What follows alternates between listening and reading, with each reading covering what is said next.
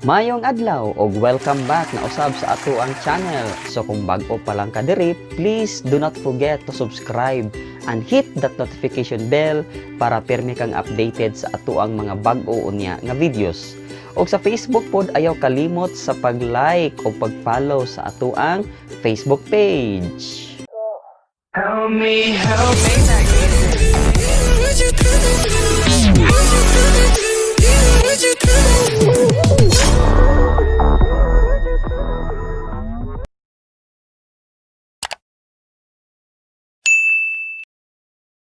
Usa ba ka sa mga tao nga nahadlok na balaka tungod ni ining coronavirus? Unsa may imong gibuhat para mapanalipdan ang imong kaugalingon against ni ining maong virus? Atong hinumduman nga ang vaccine is wala pagyod mugawas. Daghan na kaayong mga pharmaceutical sa tibuok kalibutan, especially ang China, naghimo na sila og mga clinical trials. Apan ang clinical trials ng ining mga maong vaccine mudagan pa ni og pipila ka buwan una ma-release nga epektibo kining maong vaccine. So ikaw, unsa may imong buhaton para pirmi kang maprotektahan against ni ining maong virus? Usa sa mga suggested is we need to boost our immune system. So mag-inom kitag daghang vitamin C, mainom kitag luyak, turmeric.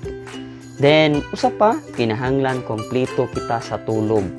Kaya kung wala kitay tulog, bisa pag pila ka vitamin C ang atong imnon, still ang atong immune system hina gihapon. Ang atong lawas dili maka-fight back sa any viruses nga mosulod sa atuang lawas. Aniya po'y laing alternative nga way nga pwede natong buhaton to protect ourselves. Have you heard kaning steam inhalation or sa Bisaya pa gitawag kini og tuob? So kaning tuob, simple ra ni siya, dili ka kinahanglang mo gasto as long as naa lang kay tubig init, or pwede sa nimo siya butangan og asin, pwede nimo siya butangan og kanang kalabo or oregano, luya, limonsito. Pero kung wala jud ka ni adto, pwede ra gyud purely water ang imong pabukalon. So pabukalon lang na nimo, mag-andam ka og container, imong isulo dito ang tubig, magkuha ka og habol.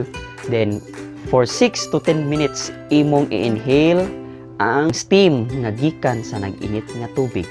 Sa kini nga pamaagi, pwede ta maprotektahan ang atuang pamilya o ang mga tao nga atong ma-meet everyday. Because according sa research, ang virus magstay sa atong throat for 5 days. Ang steam inhalation, pinaagi ni niya, kay init man na siya, musud diri sa atuang throat, so possibility nga katong virus nga naa didto mamatay tungod sa init.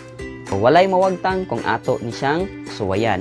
So kung aduna kay mga experience bahin ni ining steam inhalation, please comment down effective ba ni siya or dili. So maghuwat ko nimo sa comment section. Help me, help me.